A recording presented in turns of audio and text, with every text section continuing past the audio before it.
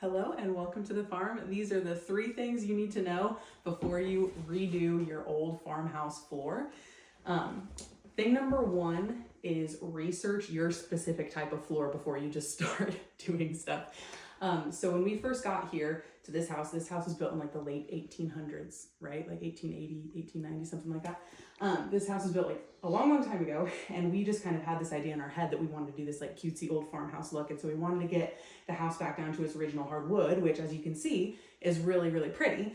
So we ripped out the carpet right away, and you're like, oh my goodness, like everybody on YouTube says you need to sand it. So we just went to our farm supply store, rented one of those giant like push rotary sanders, and I'm talking like we spent hours, what was it, like 2 full days sanding these floors, and we never actually got through the varnish because our sandpaper kept gumming up and it wasn't sanding anything anymore.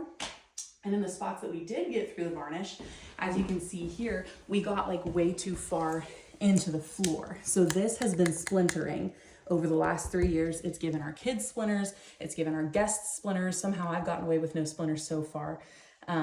But yeah, so we got way too far down. If we would have researched this specific type of floor before we actually started, we would have found out 2 things. Number 1 thing is that not all hardwood floors are actually made with hardwood. Like an oak floor would be an example of a true hardwood floor. Some floors were made out of a softer wood. Like we kind of assume that this is, what'd you say, white pine? Yeah, yellow pine. We think that it might be yellow pine, but again, we didn't research this beforehand, so we just got out our sander and basically ripped it apart. And the parts that we didn't rip up with our sander, our table has sat right here for the last 3 years. And this is where my husband scoots his chair in and out every morning when he does his devotions. And so that's why we have these big old ruts in the wood, is because this is a soft wood, hardwood floor, and we didn't know it at the time. So that's the first thing that we would have found out if we had researched. The second thing is, back in ye old days, they didn't use like a traditional varnish or a traditional like lacquer like we would nowadays, or even like they would have 100 years ago, but they used like a really thick wax. So they would literally melt wax and spread it all over the floor. And it was absolutely gorgeous. And we can still see some of it if you look like right here. It's this really deep, almost red, like chocolatey brown or kind of like a reddish color. And it's super slick and super pretty.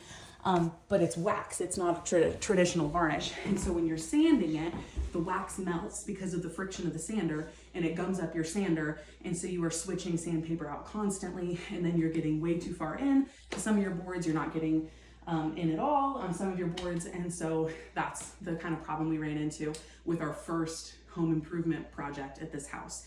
So yeah, thing number 1 is definitely research your specific type of floor. Don't just rely on YouTube videos to tell you what to do.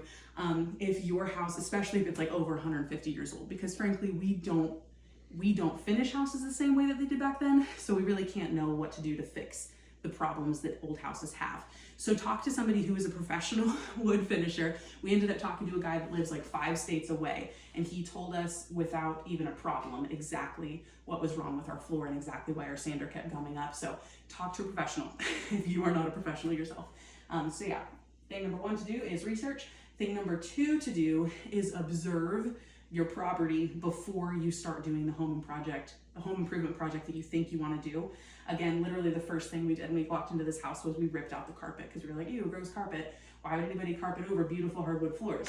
What we didn't realize at the time was that this floor is the only barrier in between us and the basement. So there's no subfloor at all. It's just this single layer of hardwood floor. That causes a lot of problems. It's constantly dusty in here, like constantly dirty. We live right next to a gravel road. So like in the summer, in the heat of harvest, we're just getting dirt in here constantly through the floor. In the winter, there's actually a cold breeze. Like you can feel it, like you can feel it blowing on your feet in the morning sometimes. Because again, this is the only thing in between you and the basement. And then in the spring and in the fall, when it's getting colder and warmer outside, the bugs need somewhere to go. So we get like an influx of scorpions and wireworms, which is absolutely disgusting and horrible, but they come up through the cracks in the floor. So if you are living in a house or you're wanting to renovate a house where the floor is the only thing in between you and the basement, I would not recommend stripping it straight down to the hardwood because it's just caused us a ton of problems. So yeah, observe your house before you just kind of go for the vibe. Because we just like went for the vibe. We were like, oh, we just really want a cute hardwood floor, and it's caused us like a plethora of problems. Anything else to say on that, honey? No? Okay. So that's thing number 2. Thing number 3 is, what was my third point? I don't remember. Oh, wood filler. Yeah. Bad idea. Don't use wood filler. So when, like I said, we have a ton of cracks in the floor and like we get that cool breeze. So we're like, oh, we'll just get some wood filler and fill those cracks up. Bad plan. This wood is like over 150 years old. It has expanded and contracted and expanded and contracted multiple times over all of the seasons that it's been around. Wood filler has not. If you're putting a new product to try to fix an old floor, it's not gonna work out. So let's look down here for just a second. This is where we tried, let's do this. Yeah, that's a good one. This is where we tried to fill the old floor register with wood filler. And as you can see, after just 3 years, it's all cracked and it's all starting to come out, and our toddler has eaten a few chunks of it. So do not use wood filler to try to fill massive cracks, because it's just gonna make the problem way more obvious.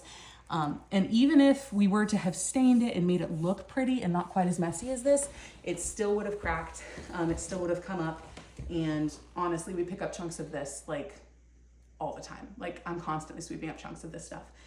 So yeah, don't try to use a modern solution like wood filler to fix a huge problem like an ancient cracked floor. Just pay attention to your house.